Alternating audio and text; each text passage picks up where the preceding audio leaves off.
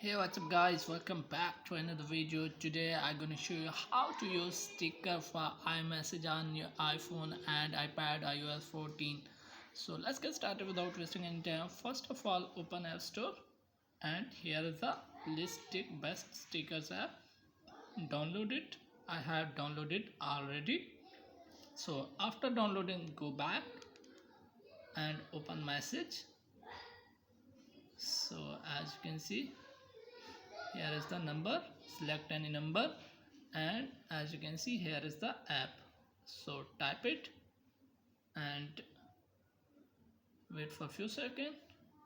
As you can see, you can customize and there are three options in the bottom. So type on here on the sticker. As you can see, there are many stickers, as you can see.